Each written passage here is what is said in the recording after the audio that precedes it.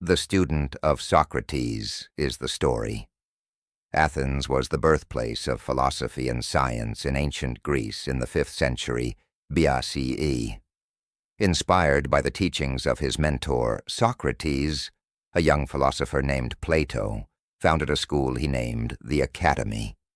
This school aimed to not only acquire knowledge, but also apply it to discover life's purpose and advance society. A student visited the Academy one day. He wanted to study philosophy, but was unsure of himself. He came from a low-income background. Plato went up to him and inquired, "Why are you here?" "I want to find the meaning of life," the young man said after he paused. "But I feel like it's too hard for me most of the time." Plato said with a smile, "You will not discover the meaning of life. You have to look for it. It all starts with a question. Asking questions is the greatest power." After then, Plato seated the young guy beside an olive tree and instructed him to run to the far-off sea and return with a handful of water. However, keep in mind that this river symbolizes the core of your existence at every turn. The young man began running. Despite his tiredness, he ultimately made it to the sea and collected a handful of water. On the way back, much of the water slid through his fingers. He was sweating so profusely that his palm got slippery, yet he refused to quit.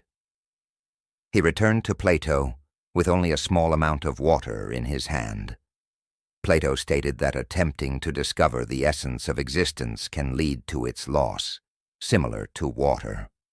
However, if you don't give up in the face of defeat, you'll gain a greater understanding of reality. The most important motivator is to keep pushing forward, especially in the face of failures. The young man came to the realization that the search itself is where life's purpose lies. He made the decision to continue learning at Plato's Academy that day. Years later, that young man shared his insights with others and developed into a knowledgeable philosopher.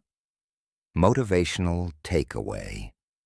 We learn from this narrative that there are many setbacks along the journey to knowledge and achievement.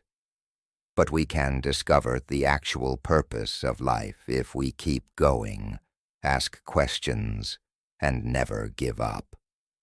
We must keep studying and imparting what we find to others, just like the young philosopher did.